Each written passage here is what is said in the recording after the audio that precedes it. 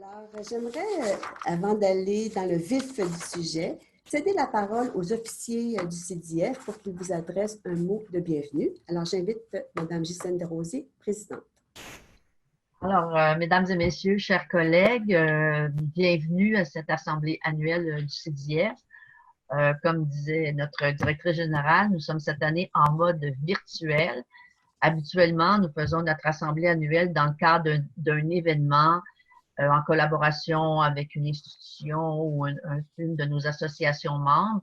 L'année dernière, nous étions à Beyrouth et cette année, nous devions être à Hammamet en Tunisie, en marge d'un congrès international mené par l'Association tunisienne des infirmières. Comme vous le savez, la pandémie de COVID a complètement changé les modes de vie de la planète et les habitudes et les façons de faire des différents organismes, et le CDIF n'y a pas échappé.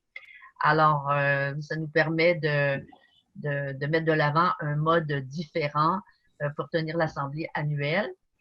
C'est sûr que ça nous prive des contacts, je dirais, chaleureux de rencontres, mais en même temps, ça permet d'avoir des participants sur plusieurs continents et des grandes régions du monde, alors qu'on parle d'ici en Amérique du Nord, en Europe, au Moyen-Orient ou l'Afrique du Nord, on se trouve avoir des participants très variés. Alors, je vous souhaite la bienvenue et je suis très heureuse de constater votre intérêt pour connaître les réalisations de l'année du CDIF et également vous encourage, je vous soutiens dans votre engagement en lien avec toutes les activités qu'on met de l'avant parce qu'on a besoin de toutes les associations, les institutions qui veulent bien renforcer le mandat du CDIF et son rayonnement. Alors, merci d'être là et on se reparle un peu plus tard. Merci, Mme Desrosiers. Monsieur Jacques Chapuis, voulez-vous vous adresser à notre auditoire? Avec le micro ouvert, Monsieur Chapuis, ça va toujours mieux. Le micro? C'est voilà. Bon. Je n'avais pas remarqué que je l'avais coupé. Bien, je disais volontiers bonjour tout le monde, c'est un plaisir de m'adresser à vous. Et puis, voilà, nous ici en Suisse, nous sommes à la sortie de la première vague. Nous sommes en train de constater que les choses se calment, mais on n'a aucune idée de savoir s'il y aura une deuxième, une troisième, une quatrième vague ou si vraiment on est vraiment sorti d'affaire. Donc, on n'en est pas tout à fait à l'heure du bilan. Ce serait un petit peu malhonnête que de déjà avoir des avis arrêtés sur ça, mais j'ai décidé quand même de vous donner quelques indications et quelques élucubrations peut-être aussi de ma part à propos de cette expérience du Covid. Et d'ailleurs, cette assemblée générale en mode distanciel souligne vraiment l'impact que le Covid a eu sur nos modes d'organisation, sur nos institutions et sur nos habitudes de travail. Nous avons du jour au lendemain basculé dans un nombre incalculable de réunions sur web, que ce soit sur Zoom, sur toutes sortes d'autres choses, Skype, etc. Tout est devenu virtuel, distanciel, etc. Mais attention parce qu'aujourd'hui, nous ne mesurons pas encore l'impact de ces modalités distancielles sur la qualité du travail, la qualité de l'enseignement dans les écoles et aussi la qualité de vie et du plaisir au travail. Parce que certains vont vite en besogne. En tout cas, en Suisse, on lit pas mal d'articles qui disent à l'avenir, le distanciel, c'est la modalité, c'est comme cela que nous devrons apprendre à travailler dans le futur. Je pense qu'il y aura à tirer des conclusions, mais il faut être prudent et ne pas généraliser. Au mois de mars de cette année, en Suisse, des centaines d'étudiantes et d'étudiantes se sont déployés en renfort dans les institutions sanitaires de soins. Dans certains cas, ces étudiants ont déchargé les équipes de tâches plus ou moins simples, des tâches infirmières, mais plus ou moins simples et humbles. Mais dans d'autres institutions où elles se sont déployées, rien que dans mon école, ce sont 570 étudiants qui ont été déployés, ou 570 pour les Français. Eh bien, dans d'autres situations, elles ont été jusqu'à tenir à bout de bras un service, voire même une institution. Ça a été le cas dans certaines institutions, par exemple, qui accueillent des personnes âgées et au cœur desquelles manquait du matériel, manquait des moyens, et en plus, les résidents souvent dément, déambulait malgré les notions de confinement. Il était impossible de les contenir et les résidents, presque tous, et le personnel en grande partie, étaient infectés. Donc nos étudiants, dans certains cas, sont arrivés vraiment en sauveurs dans ces institutions et j'ai envie de leur rendre hommage, même s'il n'y en a pas beaucoup qui nous écoutent ce soir ou cet après-midi, ça dépend où on est. J'aimerais mentionner encore quelque chose qui me tient à cœur, qui est un petit peu polémique, je l'avoue, mais en Suisse, et partout ailleurs d'ailleurs, nous avons vu fleurir une belle cohorte de toutologues. Je prends le mot à un éditorialiste qui s'appelle Bertrand Kiefer chez nous, qui a parlé des toutologues, c'est-à-dire ceux qui savent et ne doutent de rien. Ce sont les experts, ceux qui se présentent comme des experts, des scientifiques, des spécialistes. Et ces scientifiques ou pseudo-scientifiques ont perdu tout fondement épistémologique appartenant à la science. Ils ont perdu le doute. Les réseaux sociaux leur ont offert des tribunes extraordinaires, merveilleuses, où des centaines, voire des fois même des millions d'abonnés les ont suivis, les ont écoutés. Je parle de la Suisse, mais tous les pays possèdent des toutologues. Le Québec, d'ailleurs, ne manque pas de spécimens rares. Naturellement, bien sûr, le savant de Marseille leur a montré christiquement le chemin. Et bien entendu qu'aujourd'hui, nous avons eu ce que l'un de nos anciens ministres de la Santé ici dans le canton de Vaud a qualifié d'une épidémie d'épidémiologistes. Ceux qui savent que le télétravail, donc, c'est la meilleure modalité de travail, ceux qui savent tout à propos des traitements, tout à propos de ce qu'il aurait fallu faire et que, bien entendu, nous n'avons pas pu faire.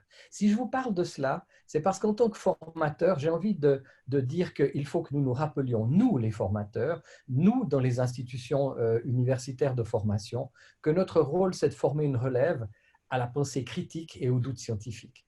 C'est un projet extrêmement complexe, un projet d'envergure, puisque nous souhaitons développer chez nos étudiants une belle assertivité professionnelle, mais ancrée dans l'humilité d'un savoir qui n'est jamais, jamais, jamais 100% définitif. Voilà, c'est cela que j'avais envie de vous dire, pas être plus long, et je vous souhaite une bonne assemblée. Merci beaucoup, M. Chapuis, pour ce propos inspirant. Madame Laine, à vous la parole. Merci. Mesdames, Messieurs, chers collègues, bonjour. Vu que Jacques Chapuis nous a bien introduit le propos sur les écoles et les étudiants, je vais plutôt parler en nom de vice-présidente, mais surtout des institutions de soins et d'une direction de soins. En effet, comme on vient de vous le dire, c'est un format inédit pour une assemblée générale pour le CIDIEF avec une plateforme virtuelle pour cette assemblée générale, mais c'est comme on le sait tous maintenant, à l'image de ce que nous vivons, puisque là aussi la situation est tout à fait inédite et on le sait tous ô combien. La pandémie Covid-19 a touché tous nos systèmes de santé, toutes nos organisations de santé, affectant aussi toutes les populations dans des temps très courts. Les infirmiers et les infirmières ont dû composer avec un degré d'incertitude extrêmement important. Ont dû prendre des décisions sans pouvoir toujours s'appuyer autant que souhaité sur des expériences antérieures ou des preuves scientifiques. Ont dû tenir compte d'une possible pénurie critique de ressources humaines et ou de matériel de protection, y compris dans les pays réputés les plus riches comme la Suisse. Les infirmiers et les infirmières ont changé d'affectation, ont changé de patientèle, ont changé leurs pratiques, ont changé leur horaire. Tellement de changements en une période aussi courte. Pourtant, ils ne les ont pas subis, ces changements. Ils se sont engagés et conscients de leur enjeu. Leur incroyable agilité a permis au système de faire face. Les effectifs et les compétences des infirmières et des infirmiers sont apparus comme une variable essentielle de la capacité des systèmes de santé à accueillir les malades, à dépister, à prévenir, à éduquer et donc à sauver des vies. Pour les directions de soins, il a fallu innover, coordonner, informer, adapter, évaluer les décisions prises tout au long de cette première vague de Covid, à tous les échelons. Seule une collaboration excellente, intra-professionnelle et interprofessionnelle, bien plus intense qu'à l'accoutumée, a rendu tout cela possible. Pour ma part, par son réseau et ses travaux, le CIDIEF nous a permis d'être prêts et ou de se préparer au mieux à gérer ces crises sanitaires qui malheureusement semblent être invitées à se reproduire dans l'avenir. Pour moi, l'un des enseignements de cette période de crise se résume en cette phrase. L'intelligence, la compétence et la résilience sont des qualités collectives qui émergent de situations où les professionnels collaborent entre eux. Or, c'est précisément la mission qu'assure le CDF à l'échelle internationale. C'est parce que nous sommes réunis ensemble dans le CDF, que nous développons ensemble ce réseau, que nous pouvons produire ensemble une intelligence collective pertinente dans un cas de crise comme en temps normal.